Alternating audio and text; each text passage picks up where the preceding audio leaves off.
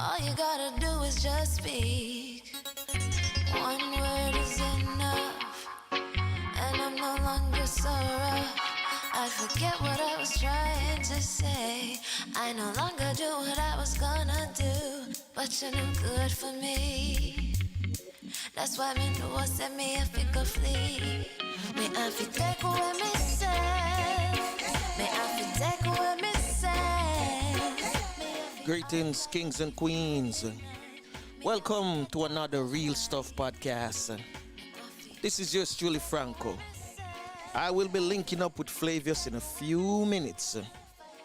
So in the meantime, whatever drink that you're about to have, or whatever drink you have in the morning, whether it's your tea, your coffee, go ahead and make it. Or if you're going to refill, go ahead and get some refill. Because today we have a very important guest, Mrs. Jane Menzies Bennett, and she's an executive leader and a trained educator, and she will be joining us in the famous chat session this morning. So stick and stay, don't go nowhere, we'll be right back.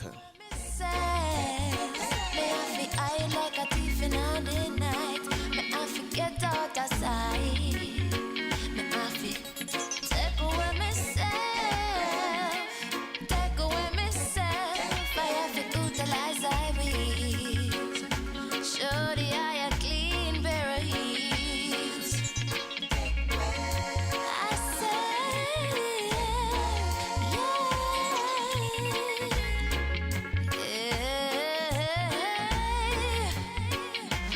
been there, done that, don't need it again, yeah. I'm not a masochist who won't play your game, yeah. To all you move, you have me wait to the core. Sayonara, the hot girl gone through the door. Take away ourselves. Ah,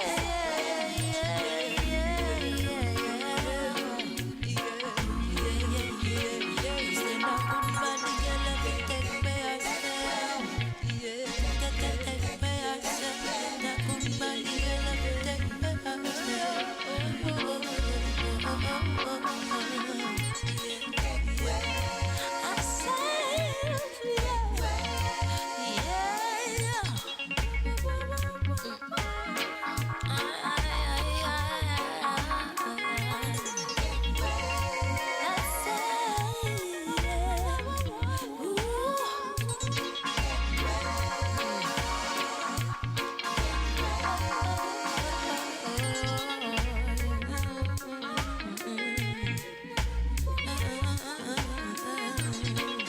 This is your very own sports, music, and lifestyle podcast with Flavius and Franco.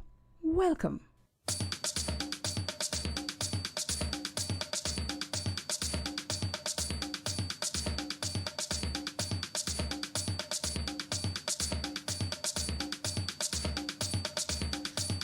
Greetings, Flavius. Morning, Franco. What's Morning, going Miss. on?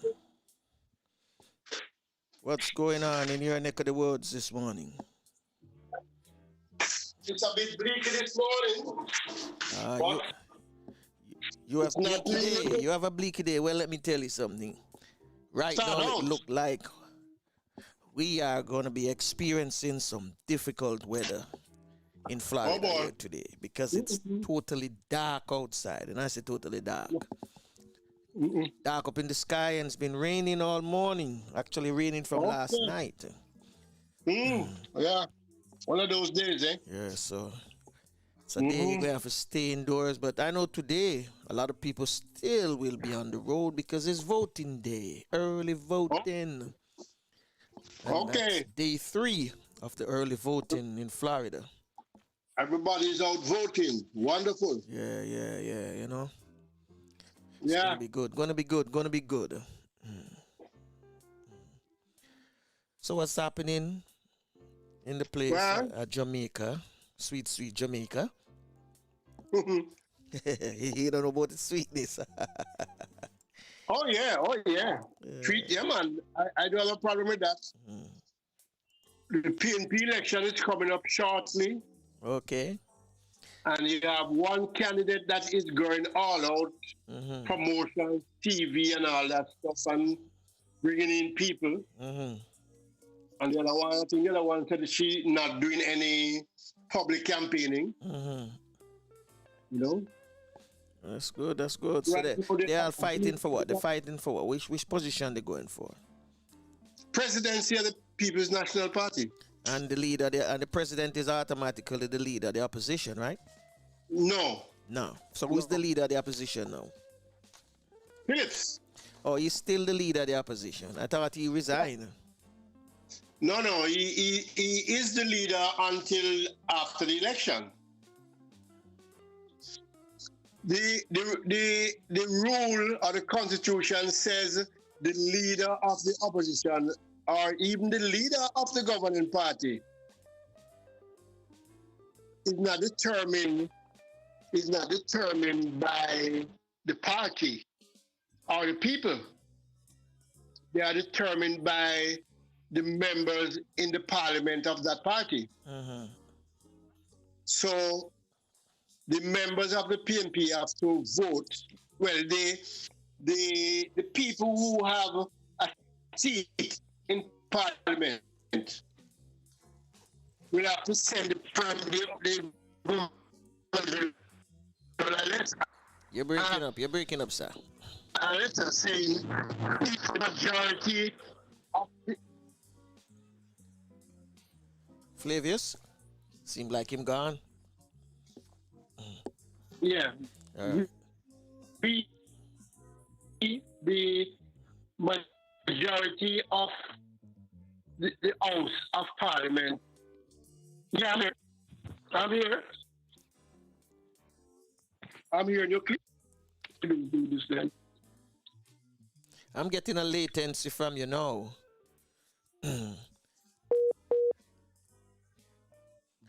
All right, let's see if Flavius can clear up his problem, and then we continue.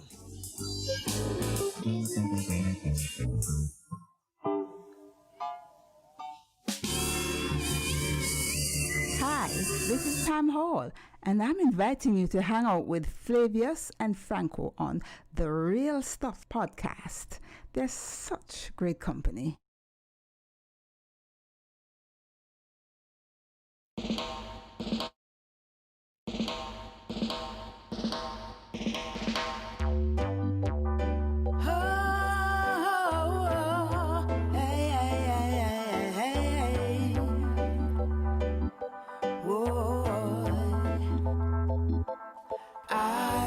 That you were the man in my life. I would like to take you to my home to be with me forever. I really love you, baby. Really love you, baby. Want you forever. Really love you, baby. Really want you, baby.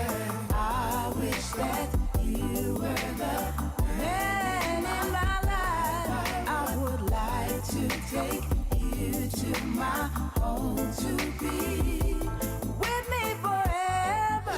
Want You Forever, the music of Miss Pam Hall. Run, go get your copy. It's available on all digital outlets. Yes, Flavius, we have you back again. Flavius, yeah. All right, go ahead, sir. Yeah, I'm just saying that the Constitution says that the members of the House, that is the people who run the election and won, on both sides, decide amongst themselves who they want to be the leader, and have communicate that to general. So it don't matter who's the leader of the party or who's a backbencher or whatever, the members of the House decide who is the leader of the opposition. So after the election now, we'll have a leader of the People's National Party. And at that time they will vote for the leader of the opposition and send it to the Governor General. But in most cases, the leader of the party becomes the leader of the opposition or the prime minister or whatever. But it's not always like that, because when Shearer was the prime minister, he was never the leader of the Jamaica Labour Party. And I think the same thing with Siaga until Bustamante left us. Well, let's see how the PMP going to work out. Hello? Let's see how the PMP going to work out their differences. I'm pretty sure whoever wins going to be the leader of the opposition. All right. So what do you have for us on Did You Know? Okay, we are back to where we started with Did You Know? We are going to look at some of our beauty spots. In fact, we're going to look at some hidden ones that is not out in the public, You don't hear about them a lot, but they are no less beautiful and very nice to visit. And we encourage you to visit them when you can, because they are really, really, really lovely. So we'll ask Alison to do the honors, please. 11 Caribbean hidden gems you should visit. There are many destinations in the Caribbean that are world famous. People often mention Paradise Island in the Bahamas or the Bob Marley Museum in Jamaica when talking about the Caribbean. There are, however, a few hidden gems that are just as beautiful and magical as the well-known places. Here's our list of secret spots in the Caribbean that you should add to your bucket list. Hidden islands near Puerto Rico. Many people are unaware of the fact that Puerto Rico is actually an all-star archipelago. Just several miles off the east coast are the island towns of Vieques and Culebra, which are both world-class attractions on their own. Mosquito Bay in Vieques is the brightest bioluminescent bay in the world, according to the Guinness Book of World Records. Culebra has Flamenco Beach, which the Discovery Channel named the second best beach in the world. They are the most secluded, pristine towns in Puerto Rico. The underwater trills in Mexico. The Cancun Underwater Museum in Mexico is unlike anything you've seen before. With more than 470 life-size statues, this reef is easily one of the most fascinating man-made underwater structures, perfect for exploring both the natural wildlife and the unique artworks that lie beneath the waves. You'll have the chance to swim and wade through the turquoise waters that run through this large and dramatic caving system, as well as experiencing complete darkness when the lights go out. Secluded Tobago. When many people think of Trinidad and Tobago, they only ever seem to think of visiting Trinidad. But the laid-back island of Tobago, said to inspire Robinson Crusoe, is a truly relaxing, secluded getaway. Aside from winning prestigious awards for its remarkable eco-credentials, Tobago's locals are very relaxed, warm, and welcoming. Tobago is a fantastic tropical island to escape your hectic lifestyle, so put your feet up and enjoy the picturesque beaches. Bahamian pink sand beaches. The Bahamas is home to one of the most beautiful pink sand beaches in the world. The pink hue comes from foraminifera, a microscopic organism that actually has a reddish-pink shell, while the sand is a mix of coral, shells, and calcium carbonate. It is truly one of the most fascinating things that you will ever see. Chic French café culture in Îles des Saints. From the tallest point of Terre de Haute to the flattest base of Marie Galante, Îles des Saints is a secluded and gorgeously preserved little slice of paradise. This small string of islands, located 15 kilometers southwest of Guadeloupe, is teeming with delicious and trendy cafes reminiscent of its past existence as a French colony. For those in search of some locally sourced delights, try the sirop de battery, a mixed drink that combines sugarcane syrup, rum and lime. Swimming horses in Jamaica. One of the most popular new equestrian activities in Jamaica is swimming. On specific resorts on the island, such as Half Moon, guests can enjoy rides through the beautiful Caribbean Sea on well-trained thoroughbreds. Fabulous food in Sint Maarten and Saint Martin. Saint Martin and Sint Maarten are famous for their skilled chefs and fine cuisine, attracting food connoisseurs from around the world to sample the French and Creole cooking popular on the island. Many of the restaurants, which range from inexpensive to très cher, combine the best of both. Fresh seafood appears on virtually all menus, sometimes prepared in Creole style with spices, sometimes in the classic French manner with herbs. Local rum drinks often precede a meal, and fine French wines provide the perfect accompaniment. Barbados is a surfer's paradise. The island of Barbados has the Caribbean's most consistent surf conditions. As Barbados is a coral island, a coral reef stretches all around the coastline, providing unlimited surfing opportunities. The east coast of the island, especially Bathsheba, and its famous soup bowl, is ideal for more experienced surfers. The west and south coasts offer great conditions for those learning to surf and for less experienced surfers. Belize's Mayan ruins and a barrier reef. Belize's natural beauty rivals some of the world's most sought-after playgrounds and offers glorious beaches on the shores of the sparkling Caribbean Sea.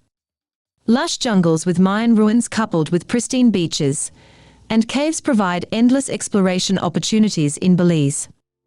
The Belize Barrier Reef is the second largest coral reef system in the world after the Great Barrier Reef in Australia. It is Belize's top tourist destination, popular for scuba diving and snorkeling, and attracting almost half of its 260,000 visitors.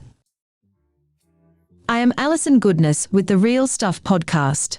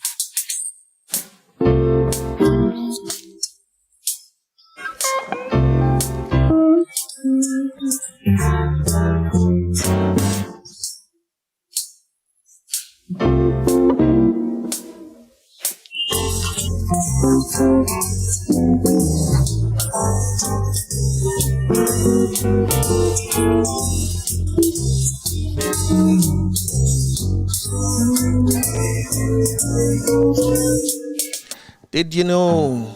Brought to you by Slowly Jamaica, uniquely Caribbean. So Flavius, 11, where you say Yes. 11 are the beautiful spot, hot spots in the Caribbean.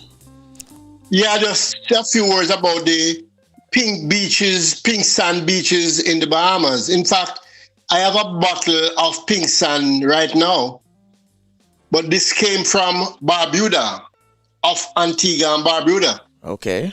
So it's a number of beaches around the Caribbean that are pink, you know, shells and all that. Yeah, man, it's really fascinating when you look at it.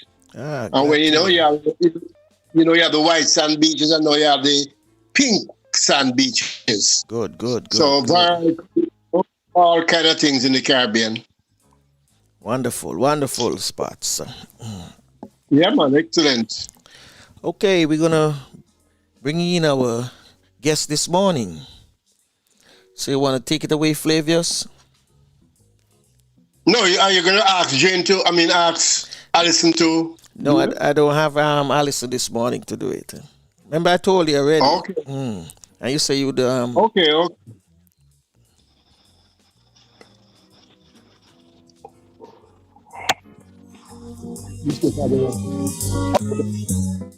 Morning. Are you there with us? Are you ready for me? Yeah, man, go ahead. Yeah, man. She's on the line waiting. This morning we have Mrs. Jane Menzies Bennett. And here is who she is. Born in Belize and migrated to the US in 1982. Returned to Belize in 2005 established Eglah Training Center for Women and Families, which is an NGO, that is a non-governmental organization for literacy and life skills. Taught at UWI face-to-face and online, was head of site, that is the UWI Open Campus site, for 12 years. Returned to the US in 2019 and hopes to continue teaching and training in the diaspora as adjunct professor and trainer for continuing and professional education.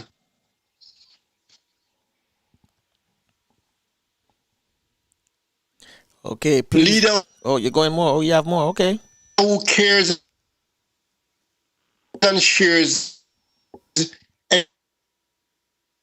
expertise as educator. UWI. Among key accomplishments, organized and hosted roundtables 1 and 2, and planted the seeds for 3 to acknowledge and bring in informal education into the mainstream of formal education. Done in partnership with the Ministry of Education, the champion of the Duke of Edinburgh Award, Mrs. Cynthia Ellis Topsey, and other partners in the informal education sector. Partner with the Chief Justice of Belize for establishing court-connected mediation and arbitration program. Eglah Literacy and Life Skills Center, founder and chair of the board of directors. Affiliation with the Duke of Edinburgh Award through the champion. Partnership with the University of Belize and other local and international entities to host training for alternate to violence program. Urban Garden Initiative for food sovereignty. So I give you Mrs. Jane Menzies Bennett. Good morning again, guys. Morning again. And thank you for that wonderful introduction, Flavia. The floor is yours. You're very welcome. And the floor is yours.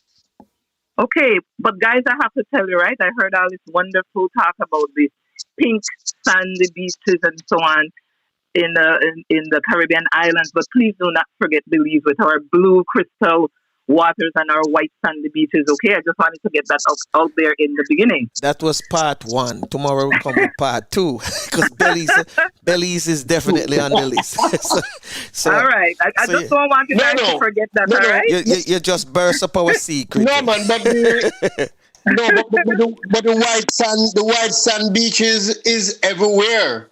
No. Oh, but the pink sand is rare. Well, listen, guys, you want me to continue about our Mayan sites and our beautiful land? Okay, all right. We have that on the list. It's on the list, but you just give it away. But anyway, it's guys, there for part 2. Okay. It's good to be here and speaking about our Caribbean heritage and what we were able to accomplish over the years in terms of helping our people to be better equipped for the world. And I want to acknowledge and thank the University of the West Indies for my wonderful 12 years of leadership and teaching with them. I want to big up Dr. Luz Longsworth, who is the principal of the UWI Open Campus, who is the one that brought me in to teach in Belize. And then when she was returning to her native Jamaica, I was given the opportunity to apply for the position. So I learned quite a bit. I actually found myself, if I can say it very honestly that way, I found my niche at UWI. And I want to thank Dr. Longsworth for recognizing in me what I never recognized in myself. So I want to big her up this morning, big time. I love when it's a big her up, you know. That's a Caribbean favorite word, big up, you know. So big her Yes, up this morning. yes. Excuse me, I'm Belizean Caribbean. Please don't forget that, guys. I Right? know, I know, I know. So I Okay. say I love when they say big up, you know. We're having fun Yes. this morning because, you know, words coming out of your mouth is just flowing. So go ahead and and tell our viewers, our listeners, exactly, what are the field you specialize in education. Well, I did recognize um, during my tenure at the United Nations Children's Fund, I was there for almost 2 decades, that I did have the liking and the aptitude for helping others. So I can say that my career for training started quite impromptu when I assisted my junior colleagues at UNICEF in the areas of managing budgets. That's what I did there for the better part of my career. And I liked helping people. I liked training without the title of trainer for those that I knew needed that kind of support. I just felt good inside knowing that I was able to help people. And I think Dr. Longsworth, in her infinite wisdom, recognized that as my niche. I didn't really think of it that way. And so I am also grateful to the United Nations Children's Fund for making me aware of the need for putting women and children at the top of the international agenda. Good, And good. we are very blessed and privileged that I was able to contribute to that during my 18 or so years with UNICEF in New York. Okay. If I get this name right, it's the Eglah Training Center for Women. Yeah, right. It's pronounced Eglah. Eglah, And okay. Eglah, and she was my mom. It was after she passed away at the young age of 61 that I, one reading my Bible, realized that was the name of one of David's wives. Okay. So, Big up to mommy. Big up to mommy. exactly. Yeah, In heaven. She's looking down on us right now. Yeah, man. Big ups to her. What are some of the things that you teach these women and families? Okay. So let me just say that it's interesting that one day before my mom died, I just woke up with a call and I told her that I feel that one day I'll go back to Belize and carry on what she did. And I just felt that I had to honor her because she started teaching actually in our home when we were children. And in those days, we didn't know that she was a quote unquote adult educator. Actually, at that time, she was a secretary within the public service, but her skills were so excellent. And I say that with humility, but her colleagues who were struggling had asked her to help them with their shorthand and typing in those days. Good. That's the skills that were needed. And so she acquired some used typewriters from around the ministries, and we had a very long veranda at our house. And we used to teach women on our veranda after school. And I'll tell you that she didn't play with us as children because some of these women were forced to bring their children with them. Yeah. And we, as older children, had to help them with their homework while their mom was learning. Beautiful. Good. And so the teaching and learning really originated from my mom. And as I said, she was a pioneer in adult education without that label. Yeah. She went on to teach high school at two prominent high schools in Belize City, Wesley College and St. Hilda's College. And then she would come home and teach as well. The woman had many jobs, with much respect. She was also a caterer. People remember her for her cooking. And so you will understand when you see my hands in many areas that I'm emulating the legacy that she left behind. So I feel very, very honored that I could set up a school, a training center in her name and in her memory. And I feel that that's one of the blessings. And I want to thank the women in Belize who helped me. Mrs. Myrna Willoughby, I want to bring her up. She's a family court counselor, and she recognized the need for literacy in Belize and helped me set this up many years ago. And I will say that over the years, the Ministry of Education in Belize has supported and endorsed this center, and they have provided qualified and certified teachers to help administer the program. I want to say that the center is really state of the art because there's a program called computer assisted literacy program. Yeah. And actually, CAL system, we were fortunate enough to be identified as a center. And so the students who go there, and we cater to primary school, secondary school, high school, adults, and the whole gamut. And so they have benefited from that program being at the center as well. It's a very small building. We just put up a mobile building next to it. But I am very happy that we're able to help women and children. When I first thought of the school, I thought of it as women because I'm biased, I know that women are normally the vulnerable gender. And so I started out, and then working at UNICEF confirmed that. And so, but I have to tell you the story. It was a security officer who saw two of my cleaning staff from US going to the school. Okay. And he came to see me because he told him he wants to go to that school too. And they said, no, you can't go. It's only for women. And so he came to see me and said, Mrs. Bennett, I need help in literacy too. And so he influenced me opening it up. And I have no regrets that it's now called women. And that's why I put on families now in brackets, because it's been opened up to the other genders and children as well. And I'm very proud that I was able to do that. I'm going to go back to about 7 years ago. I was reading an article in the Jamaica Gleaner. And one of the things that they mentioned was adult education. They did like a survey, and the survey had proven that there were a lot of adults who, when they dropped out of school at an early age, they had problems starting back or getting back into, like it's a community college or whatever, to further their education. So they had started. I don't know if it was able to get off the ground, but they had started like a fundraising. It was a golf tournament somewhere in Jamaica, in Montego Bay at the time.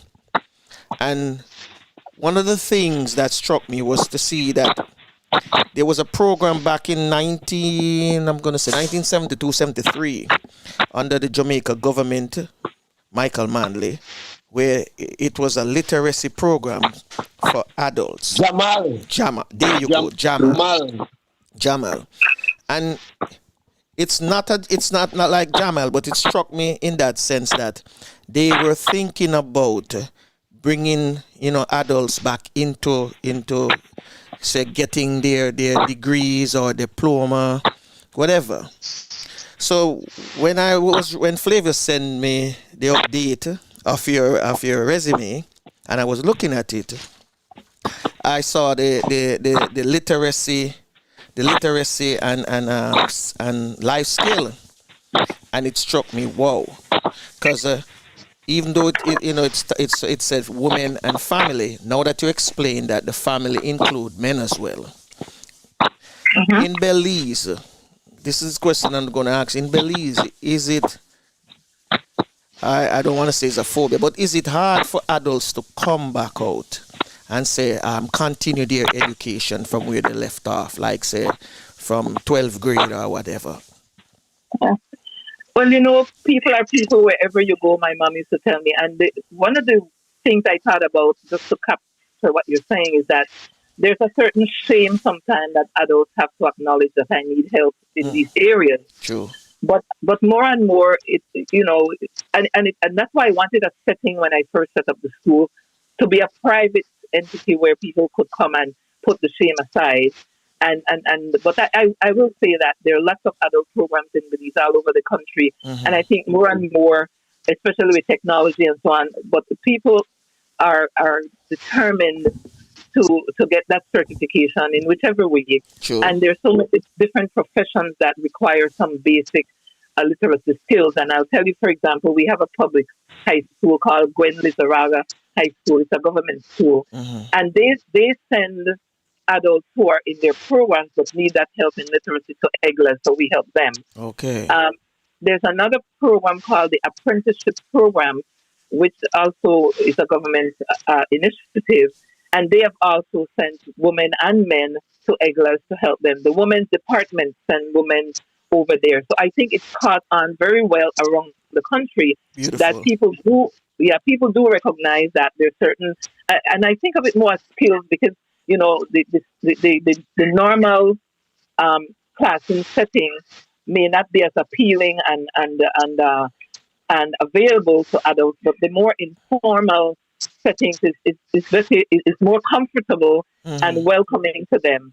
And I am glad in a sense that Eglah is a small school because it's almost a one-on-one with their teachers, and so they're very comfortable in that setting. Or there are other people in that classroom that are like them, so they don't feel challenged.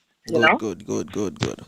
Because one of the things I see, because I used to do computer repairs, and I used to get a truckload of it. But they used to say, Franco, you could teach computer classes to seniors, and I say I wouldn't know how to start because even though I do the repair at the time, I realized that there was a need for adults who are willing to learn about computers, and they didn't want to go into a big classroom, just like how you mentioned. Your things is a one-on-one, So I applaud that.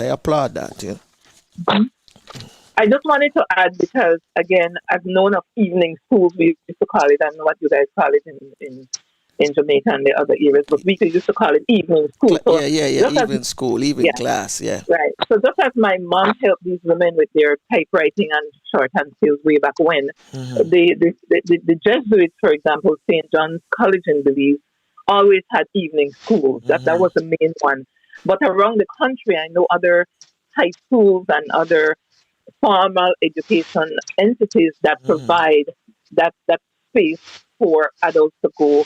And the people you describe, people who have dropped out of primary school or high school and so on, they have an opportunity to go, to get these. I don't like words like remedial and so on. I don't really like labels, but to get back on track with their learning at the adult level. Yes. And adults, as can be, we maybe think of adults in their 20s, but even, people from 17, 18, depending on where you are, they are adults. And a lot of them, for whatever reason, they have had to leave school. Financial, family, familial, depending on where their life went, they may have been forced to leave, not willingly, but their circumstances dictated that. But they know that once they're back in the workforce, they need to have those skills. When they have children growing up, and especially in this age of technology, those of us who are quote unquote older have to keep up. Yeah. And so one of the reasons when I opened the school was to say that I can imagine grandmothers or other caretakers that children come home with schoolwork and they can't help them. True, absolutely. Yeah, even for basic reading and writing and so on, I just thought that was something that would help women and or other caretakers to be more confident, even within their own homes, helping their children or grandchildren. Yeah, that's true. Because I am very glad that you mentioned that, because I was just about to hit it too. Yeah, well, go ahead, Flavius. We are seeing a problem now in the Caribbean, especially in Jamaica, with this online learning, where the teacher is not present and the parents can't help. The parents are way below the kids. So that is causing a serious concern in Jamaica right now.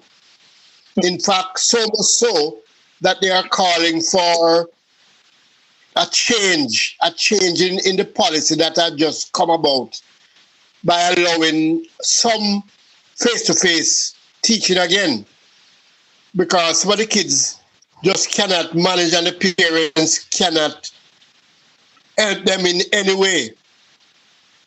Yeah, that's a major concern, and it's not only in Jamaica. That's global, I would think. Yeah, no? Yes. Yeah, that's so. true. What you're doing is tremendous, because if you can bring the population up, the people who figure that everything is lost for them, that didn't make use of their chances, and now it's too late. And you are saying, no, it's not too late. Yeah. And you know what? We can. One of the things. Go ahead. Sorry. No, you go ahead, please.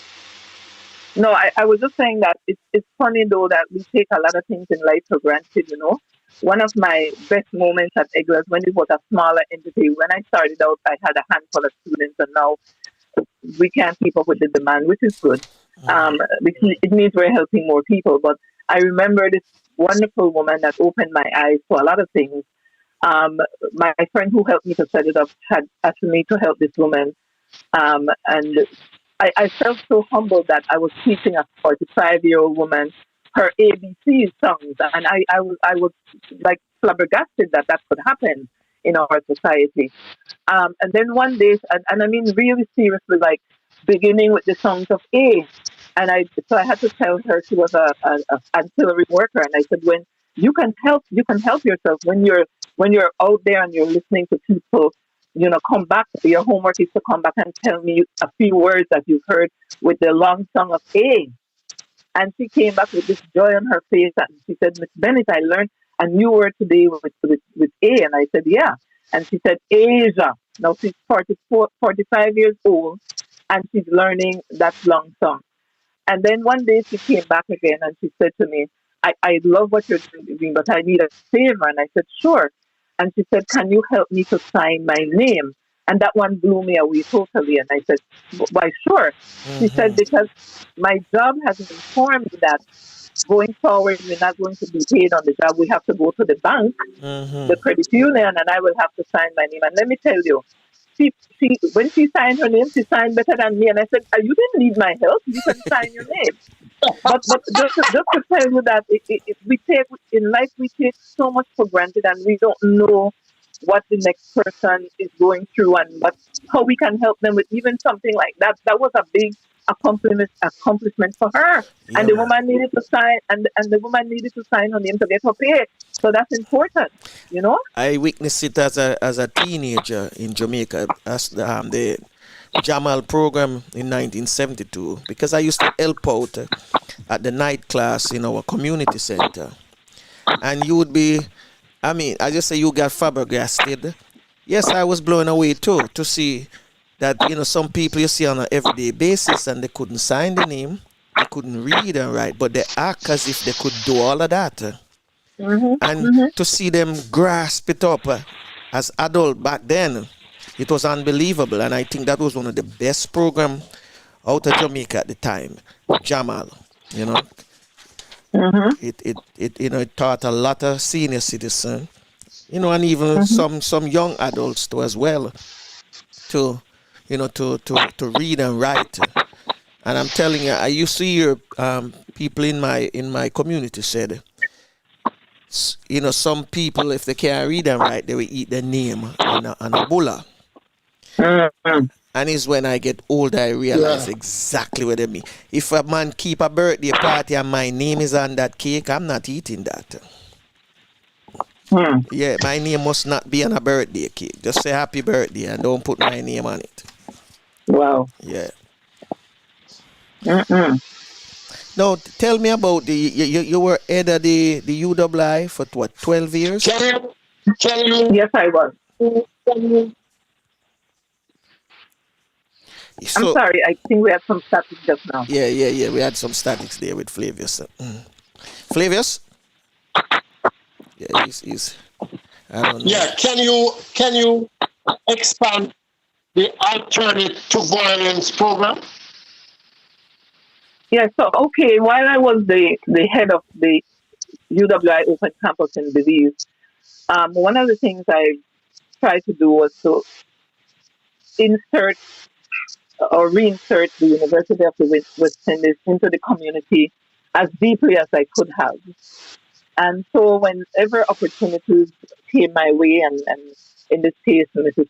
Cynthia Ellis Topsey approached me to partner with the group of women in particular, and as well the president of the University of Belize at that time, Dr. Fraser, to hold the workshop for members of the community in alternate to violence program. As you know, a lot of our societies are riddled with the gang situation, and we wanted to reach out to members of our community, especially the younger ones, to say that there's an alternate to violence, you know. And I want to say that I was reminded by Cynthia that in addition to the formal workshop that was hosted at the University of Belize, I was approached and asked if I would provide some space at UWI for the leaders of the gangs in Belize to attend this program as well.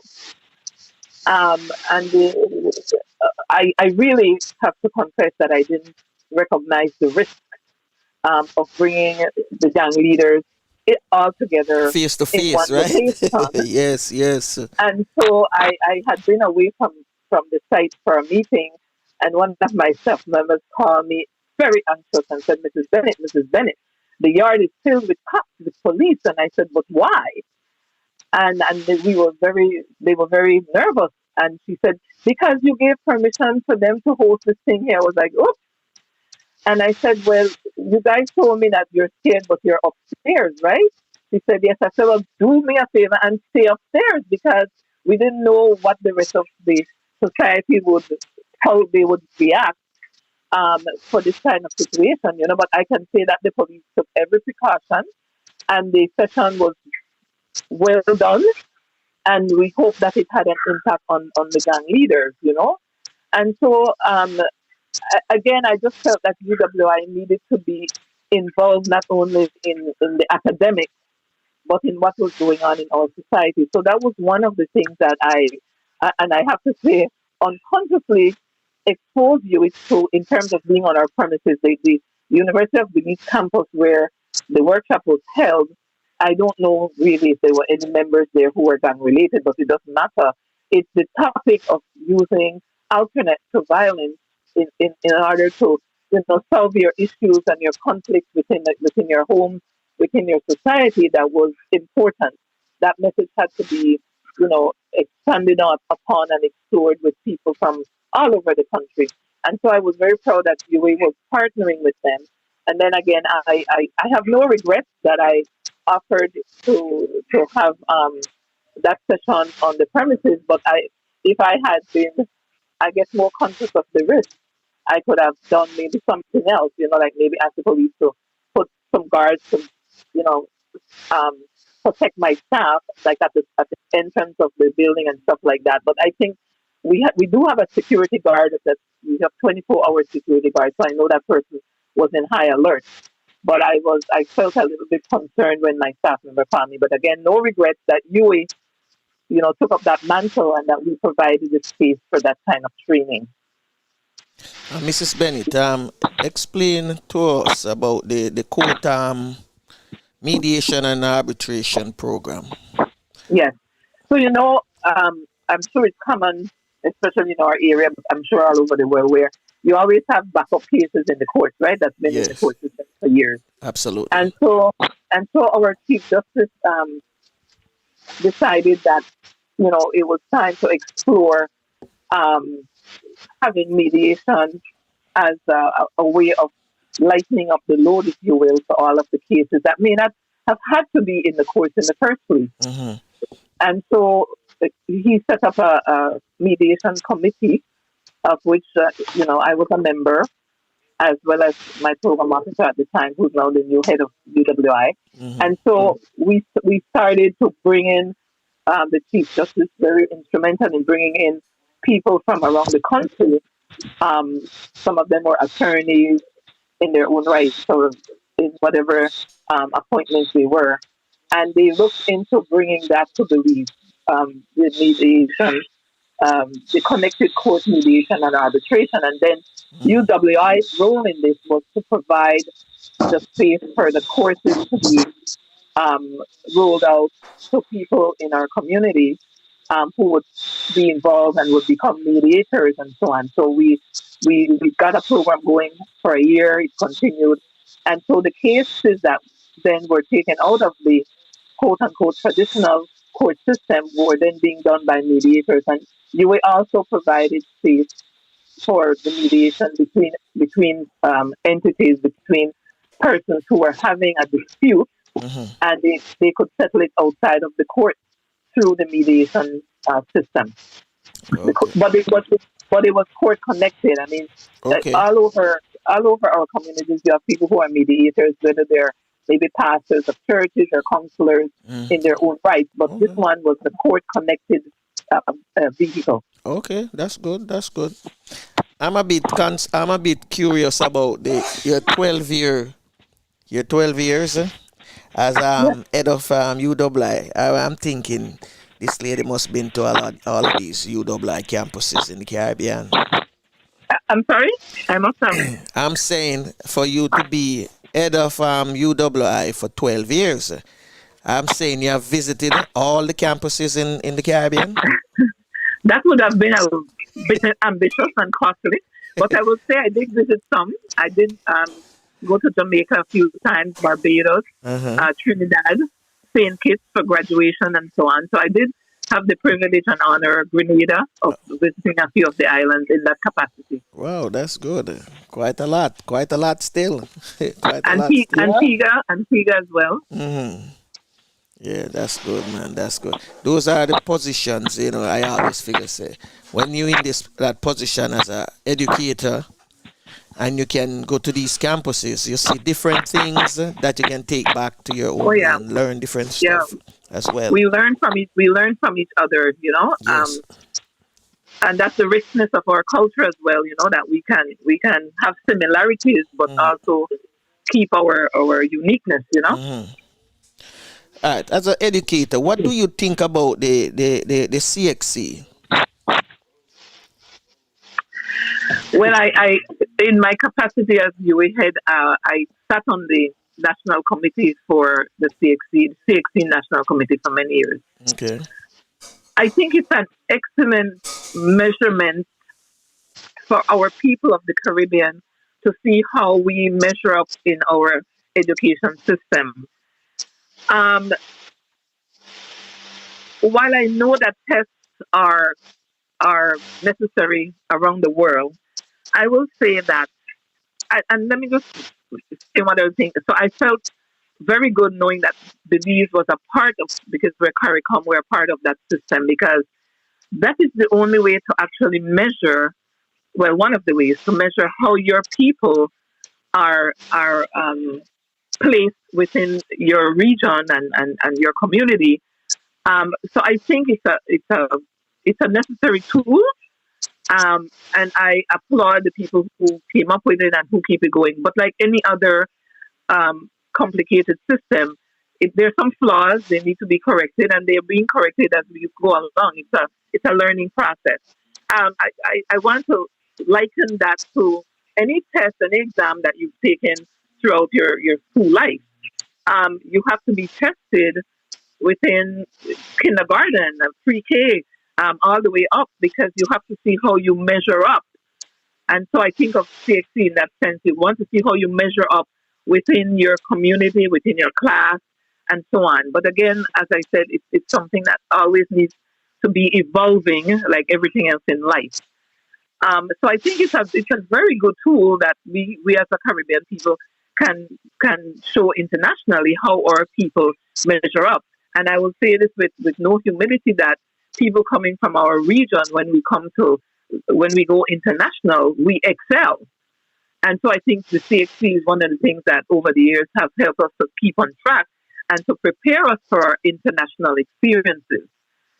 And that's my take on that. The only thing I will add though is that, like the CXC, other exams that we do in our formal education system tend to be the focus of the teaching in the classroom.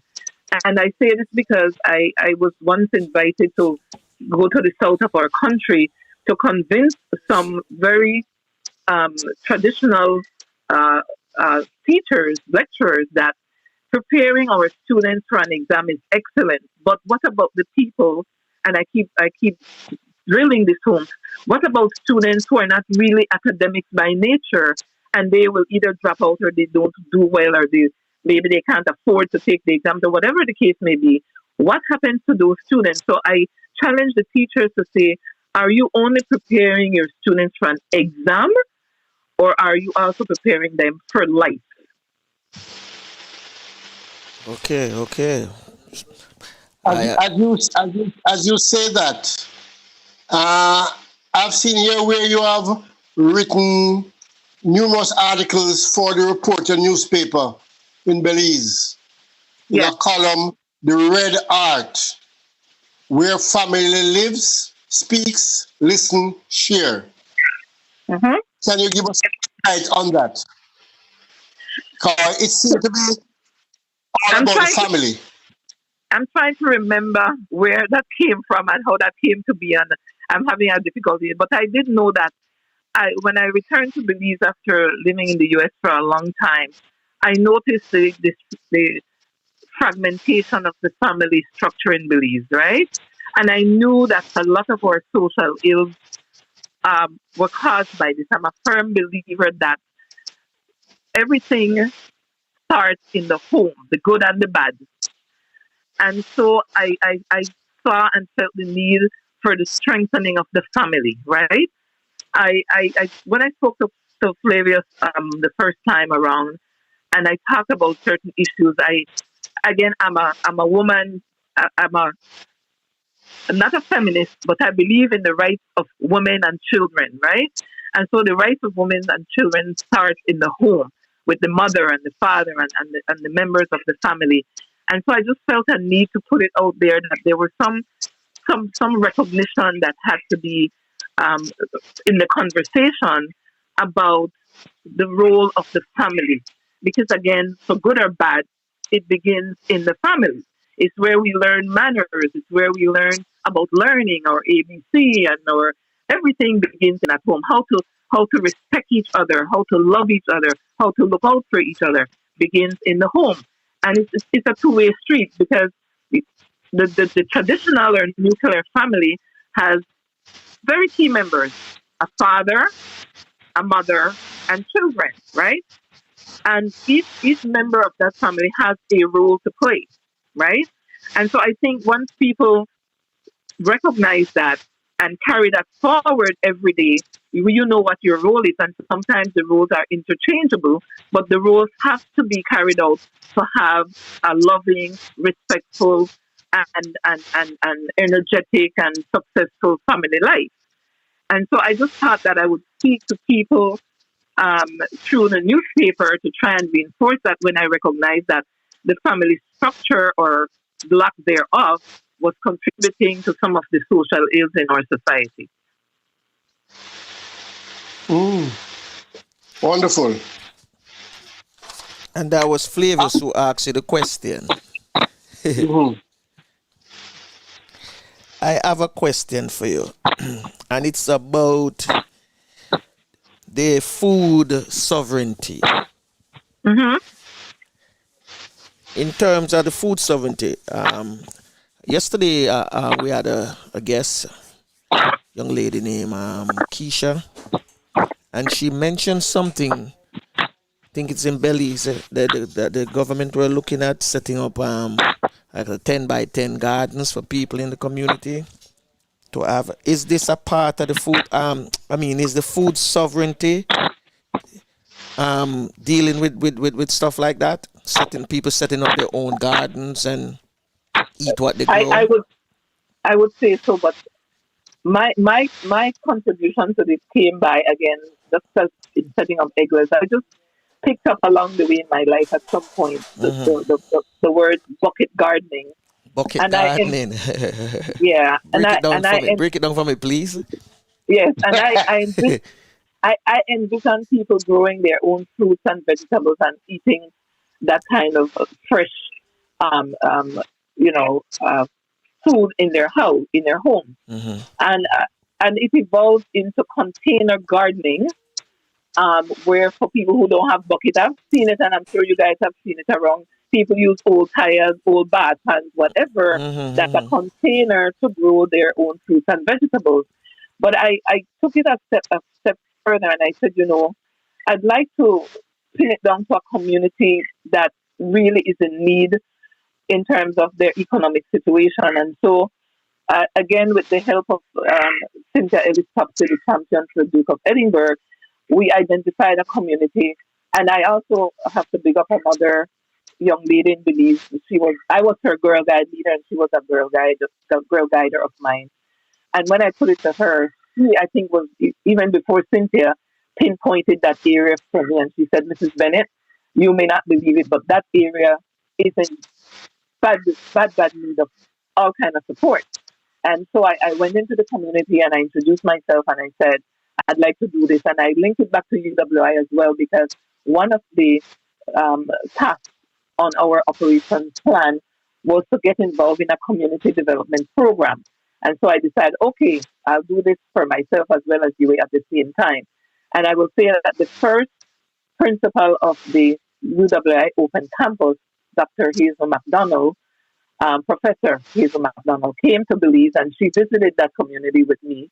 And they had a Port Loyola is the name of the area, Port Loyola Day, and she was invited and she had a good time. Children performed for yada yada. But I was very happy that this community was identified and that I was able to bring together stakeholders from all over the country to support that community, including the United Nations Development Program that gave them $50,000 to get the ball rolling.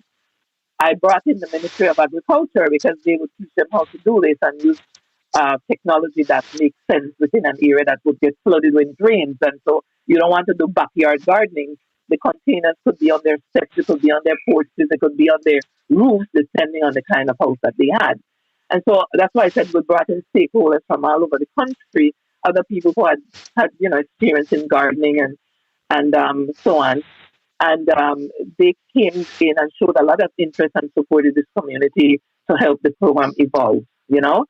I hope that it's continuing and that people will see the value of, I put it to them, you can grow your own fruits and vegetables, you can go back to bartering. So if I grow tomatoes and you grow sweet pepper, I can give you tomato, you can give me green pepper. The barter system, yeah man, good barter system that. Yes, and then later on when this has taken on in the community, you have set up your own cooperative and you don't have to go to town and buy fruits and vegetables that, come from other areas. You have your own thing. So I'm hoping that that seed that was planted will continue to grow. It's funny you say that, because since the pandemic, I've been thinking that the Caribbean on a whole should look at farming extensively and trade with our region. We should be the food belt for the world because we have the land space. But we're not. And Belize has a lot of land. We have as much land as we have people, so to speak. But we're not utilizing it. Our government not coming up with the funding to dump into farming and bring back farmers. And so let the North Americans and the Europeans buy from us, because when we used to trade with them, they used to take our crops, and now they push us out of it. Now we're taking stuff from them. Right. And so their stuff are not as good as ours. We have the land, we have the good soil. So I agree with you. Caribbean need to become the food belt for the world.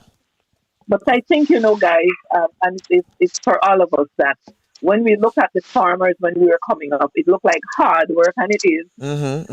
But again, we don't have to go back out of the urban areas that make us so comfortable. We can start small within our own immediate environment. Yes. Our homes and our communities. And who have land, well, we find a way to support that. And we listen to me. Life is about opportunities, and we have to make it work, though. When I teach, one of my famous things I tell my students that when I was growing up, they tell you there's 9 ways to skin a cat. I don't know if you guys are familiar with that saying. We have that saying too as well. Well, I always challenge my students when they would share some concerns at their job or in their businesses that I challenge them to find the 10th way, because it's right out there. You just have to find it. And so I put it back to what we're talking about, so even if I don't have a backyard, right? Yes. But don't people have plants in their house? So why can't you have a tomato plant or a green pepper plant or whatever maybe you have a balcony or in your living room? I mean, we can find possibilities for anything if we look for it and if we make it happen. Yeah, because when you mentioned about the bucket, what you call it, the bucket pot? Well, I said bucket gardening, but The I'm saying bucket you can guy. use anything. Yeah, that when You you can use mention it, anything. I never catch on what it meant until when they start explaining it.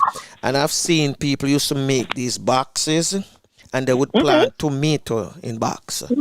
Oh yeah. Just put the Yeah. good soil in it and make sure that it have here that water can come out when you water your tomatoes. I see people do it for tomatoes and pepper because those are some little stuff that can grow on your veranda. Simple. And here's the health part of it as well, right? So if we again as members of our family, and I go back to the roles of the family, if I'm the mommy and you're the daddy in a home, what you put on the table, the children will learn to eat. Exactly. And so a lot of us don't like vegetables, especially we didn't have a lot of that floating around when I was growing up, right? And so we never got that taste, and we didn't have the choice to say, oh, I don't like the broccoli, oh, I like this, because we never had it in the first place. But I'm saying now, so from a health concern, we would then be able to put on our tables for our families what we grow in our homes or in our backyard. And so it's also an economic situation. But again, from the healthy perspective, then we learn and we teach our children how to eat vegetables and things grown that are good and better for us, right? So that's the health aspect as well. I only hope heads of government will start looking to these things and implement them, get back to the basic with the farmers so we can start growing again and make the Caribbean become the food belt of the world. And I agree. It's for us, because we have programs like this. So it's for us to, put things together, like whether it be a document or a policy document, and send it to them and see if they will look at it. But I want to say something. My life is in my hands, and yes, we have the heads of government that have a responsibility to their taxpayers to take care of us in a bigger sense. But I think we can't put everything in their pocket. In my home, I'm the breadwinner here, along with my husband and my children who are adults in their respective homes. So you control what happens in your home. So that's your backyard or your home, and you start growing your own thing. Yes, on a country scale, on a community scale, there has to be that involvement, both with finances and support that comes from the government. And that's why I did not hesitate to reach out to the Ministry of Agriculture, and I want to big them up because they went into that community and they train people and they help people. That's also the responsibility to reach out to your people. Sometimes we need to put them on notice, and we need to. But it begins. I want to say it begins with you. True. You have to want this, and you have to do this, and then when you go to vote, you have to also know where you put your vote. Yeah. But I won't get on that bandwagon this morning. I just wanted to say that sometimes we wait for other people, and in this sense, the government or the politician to do for us. I don't promote that. You start with yourself and your community, and then you let them take notice. You understand? Because unity, there's strength in unity. So you begin with your thing, you emulate it with your neighbors and your family and your friends, and then you reach out to them. But you don't wait for them to come to you. Sometimes it's not going to happen. True. Absolutely right. You seems to be another recipient of the Duke of Edinburgh. Tell me more about the Duke of Edinburgh.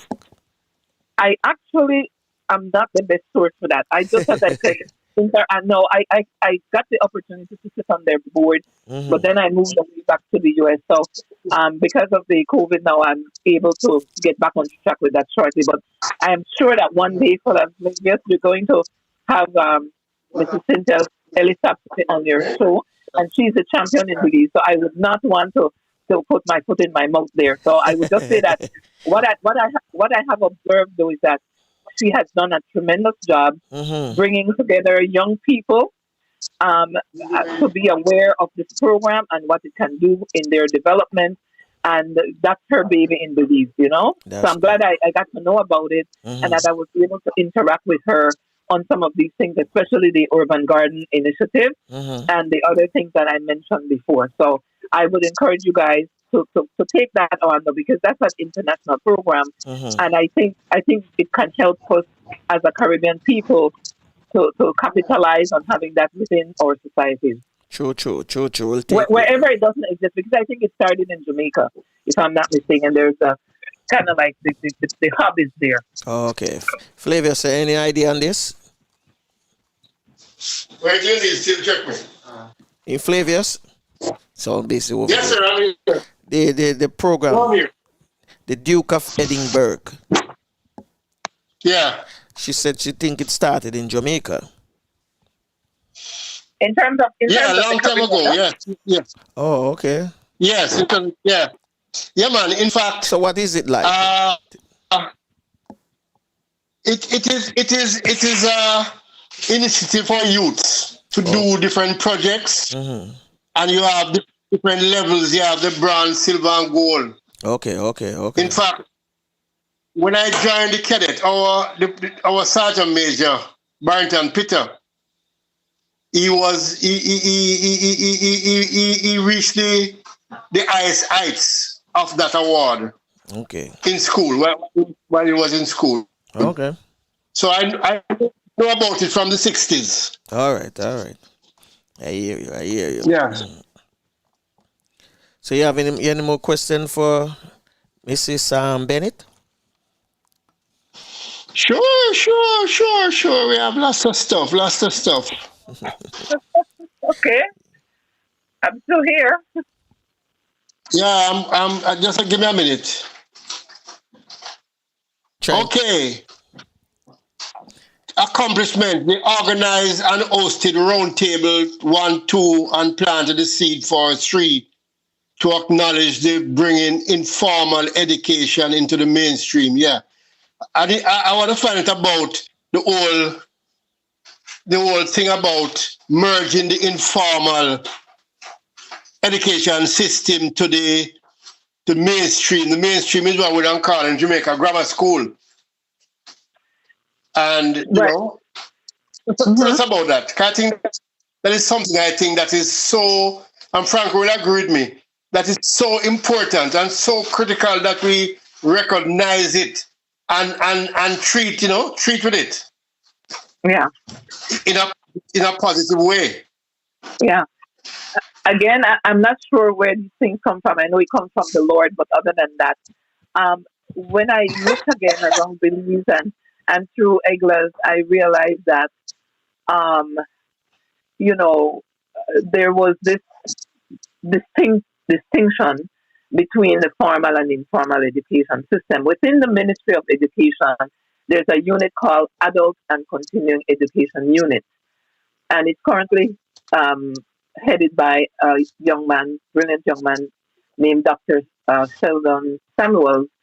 And we got together, and as well as Cynthia Ellis Topsey, and started to have this conversation about acknowledging all these evening schools. Remember, we were talking about evening schools before, and other, educational entities around the country where learning was happening in different shapes and forms, but it wasn't the mainstream educational system of the country. And so there had to be a merging at some point, and people taking like the GED, their high school leaving diploma because they had dropped out earlier, or as the case may be. So a lot of these formal system institutions, high schools and other entities, were providing the space for people to go back to school and take their lessons and then go back and take these exams. And so it's like you have a two-pronged system in your country, and I'm sure it's the same around the Caribbean, where you have the formal where you go to, your mainstream elementary school, high school, and so on. But then there's that other system, parallel, where people who, at all ages, didn't finish primary school, didn't go to high school, or didn't finish high school, etc., etc. So they are also being groomed in the education system, but not from the mainstream. Now, the curriculum whatever you're doing at the informal has to marry the formal, because it's one education system in the country. It's just how it is offered to the different parts of your community that distinguishes one from the other. And so the ministry recognized that there had to be some kind of a unification along the way, and how that would evolve, was part of the discussion. And so I decided that UA again could be involved in these kind of things. And I decided that what we could do is have what I called a round table, and brought together all of the people around the country who were teaching evening school or other programs that were not part of the formal system. And so that's what we did. We brought together all these people from all parts of the country, and we held that first round table. We talked about where they were, what they were doing, and so on. And then we again did it a couple of years later to see where we were, what progress had been made, and so on and so forth. And so we held 2 of those at UWI while I was there. And then before I left, I had started the conversation again with the Ministry of Education. We had a very fruitful meeting with the CEO in the Ministry of Education and the head of that unit for continuing education, where the IT vets and so on are located. And everybody was very enthusiastic about carrying on this conversation and this intent to bring the informal and formal a little closer together, so that those in the informal sector could be acknowledged, recognized, and certified in whichever way the ministry wanted to go with that, as people who have been educated, quote unquote, though not in the formal system. And I have a problem with that word educated, by the way, because I once was, actually, you'll see from my bio that I taught a course at Bloomfield College here in the States. That was my first university stint. And the textbook I was given to teach from was called On Becoming an Educated Person. And I had a big problem with that, because I said to them, I can't go tell a farmer when to plant and when to harvest, because I know nothing about farming. So he's educated in farming. I would find it insulting to tell this man, I want to teach you how to become an educated person. I just think sometimes even the language we use when we interact with each other as human beings need to be examined before we say it, because the tongue is a very, very serious weapon. And when I agree with you 100%. I agree with you 100%. I had a problem with that. And so when I saw and I have to thank Cynthia for bringing that message home, as well as Sheldon, that we needed to, I can't say marry the two, because really they cannot be a marriage, but to bring it closer together where the informal is not.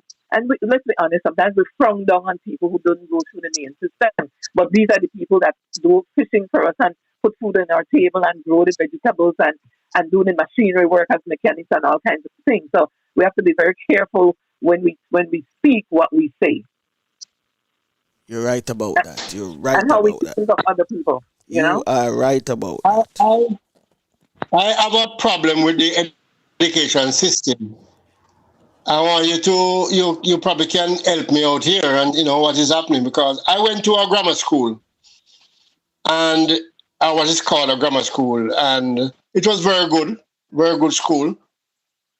But I think the whole education system in 2020 is still geared to lawyer, doctor, police, teacher, nurse.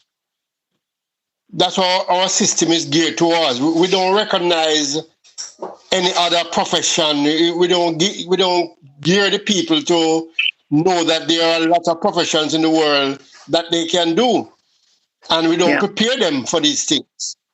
Yeah, like the biggest industry in the world is events, and yet still events is nowhere. Everybody learn events basically growing up in it or something. But the kind of formal training, or even not, especially at the beginning. I was doing events from when I was in school. Yeah. But so, if you go to when they usually have these career days, and you have to bring in all these people to come and talk to the students what they can be. And it's a normal doctor, lawyer, accountant, whatever. Nothing Yeah. else is there. So I So agree can with you. you? I agree with you 300%. But let's put it in the right perspective, at least in my mind. So the academics has its place and Oh always yes. will and should, because there's some basic life skills that the academics will equip you with.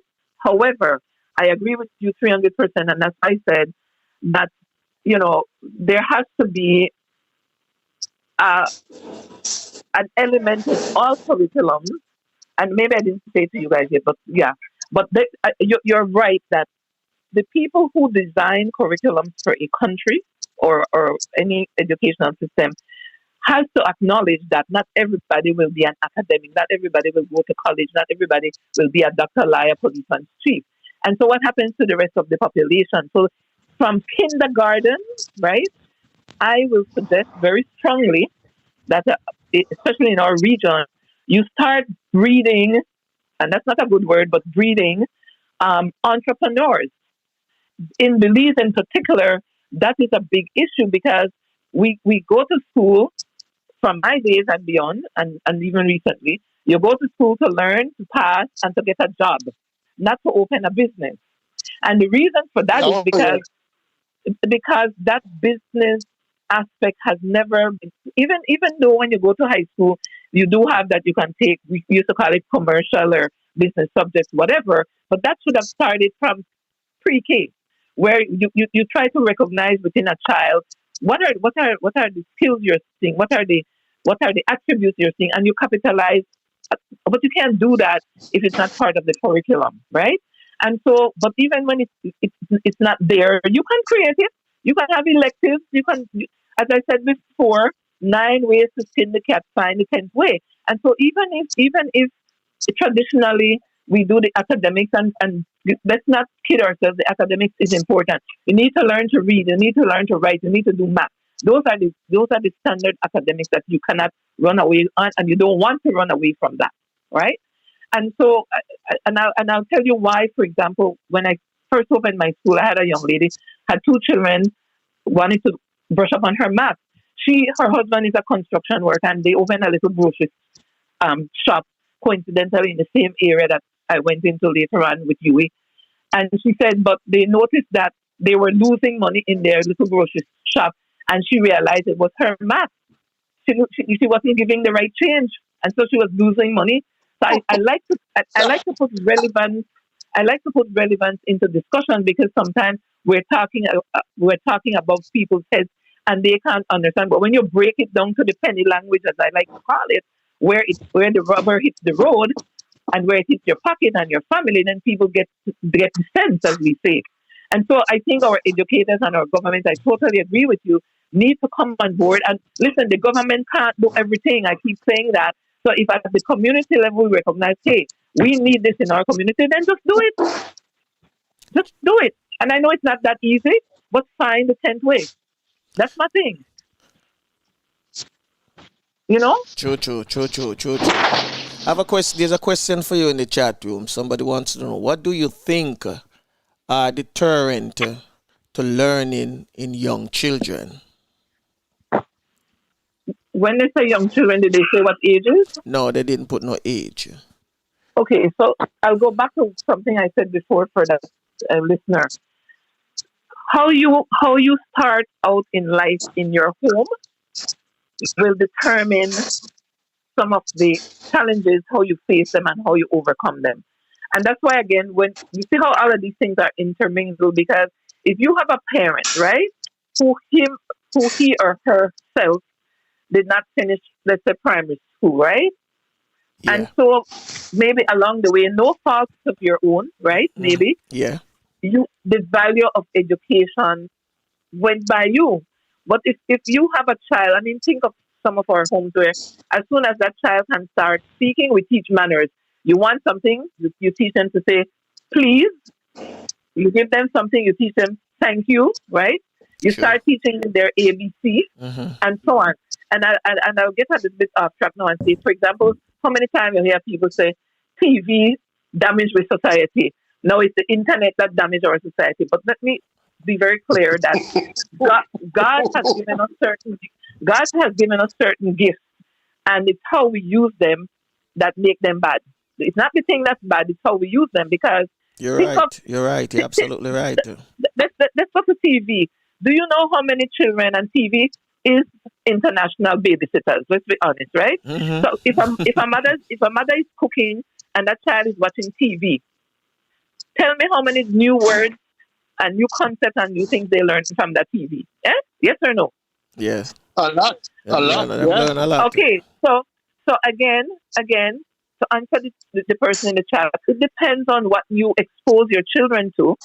And remember now that children will live in their generation, not in mine and yours. And so that's sometimes our own detergent. Well, it wasn't like that in our days, but this is not your day anymore. Exactly. You know? Our time And over so, with that. Yeah. yeah, and so you restrict your children, some of us, from learning within their own generation because of how we were brought up. Now, what we need to do is bring what we were brought up with into the future and the present. You're absolutely right. Because, Teach them because both. we came up with some good values that are still necessary in the society today.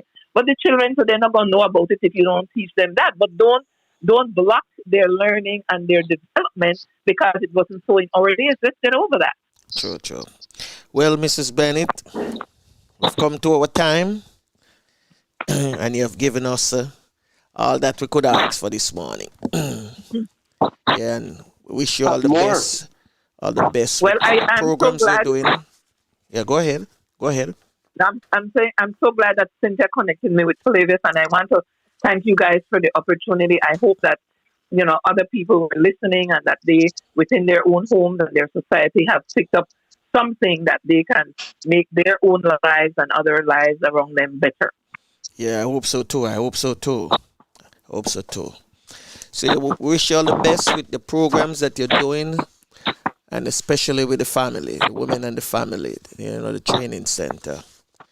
Thank you very much. Continue doing what you're doing, okay? Because I see you're very determined.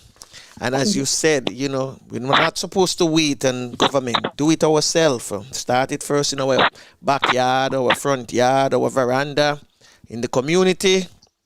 And then it can expand with funding from there on. And thank you guys for what you do to share this information around the world, a region in particular. God continue to bless you with your work. And thank you again for the opportunity to be on your program. You're welcome. You're most welcome. And we're going to offer, we're going to extend another invitation to you to come back and speak more in depth about some of these subjects. It will be my pleasure and honor. And we thank you very much. Bye-bye. Bye. Bye-bye, guys. All right. One love. Amen. One love. Yes, so listener, there it is. Mrs. Jane Menzies Bennett. Educator extraordinary. Yeah. Yes, Flavius, it's time for us to get out of here. Round up. Give us your 2 cents and let's get out of here. Well, our 2 cents is that we had a very good show this morning. Lots of information that we have to go back and process. And we thank Jane a lot for coming on. On the other side, we have elections. In America, you have different type of election in Jamaica, all these things. We need, in fact, we had a COVID death that you pointed out to me. And in the article, it says, this gentleman came ill just after the Jamaica election. So we really need to follow our protocols. And to do that, we need to be disciplined. We have to be disciplined. You have something I sing now. Whistle there, Flavius. Yeah, that is work being done. Oh, Yeah, so we get out of here quickly. So okay. yeah, that's about it. All right. So you're done? You finished? You give them Yeah, your calling that. Yeah. R&D. You give them your R&D.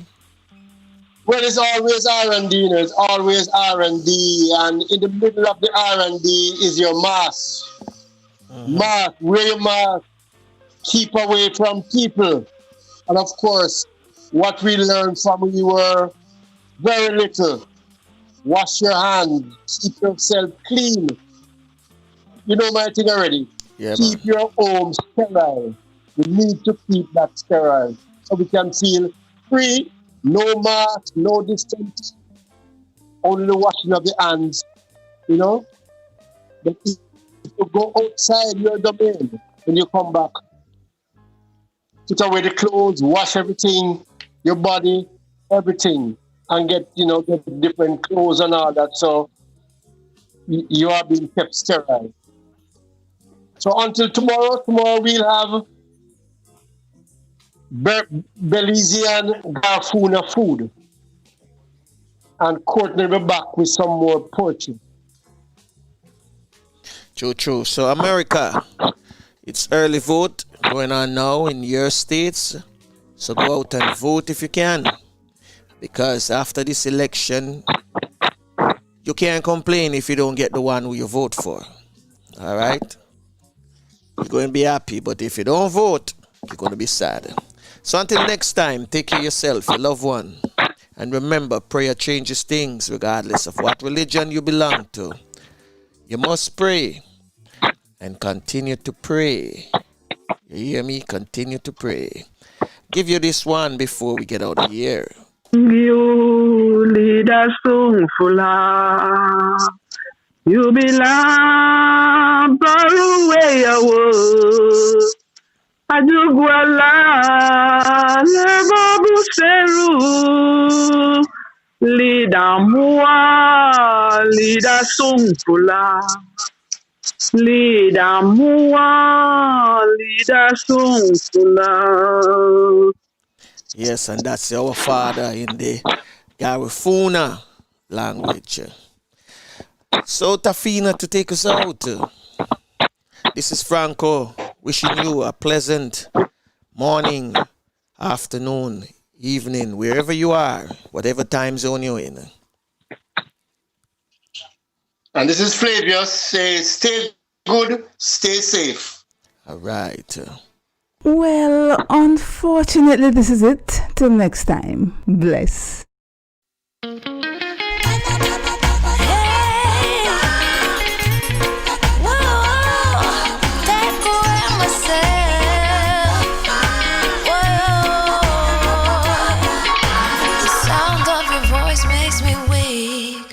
All you gotta do is just speak. One word is enough, and I'm no longer so rough. I forget what I was trying to say. I no longer do what I was gonna do, but you're no good for me.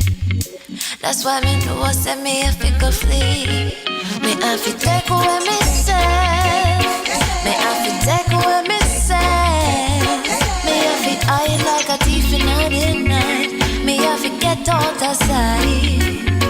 Me I fi take away myself. I fi take away myself. I have to utilize thy wings. Shorty I leave her. Well, unfortunately, this is it. Till next time. Bless. I find you very hard to resist. With this relationship I'm gonna desist. But how can I face you when all I wanna do is just taste you? I know you think I play me, I play, but soon you're gonna see the light of day. Just relax, don't move an inch. I'll be gone in a pinch. May I feel take away myself. May I feel take away Well, myself. unfortunately, this is it. Till next time. Bless. May I forget out of sight. May I feel take away myself. Take away myself.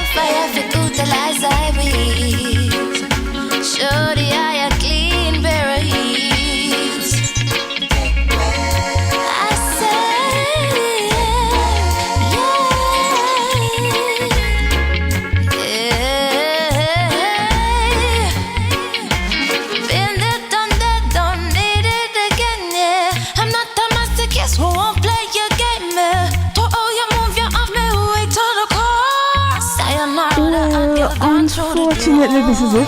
Till next time. Bless.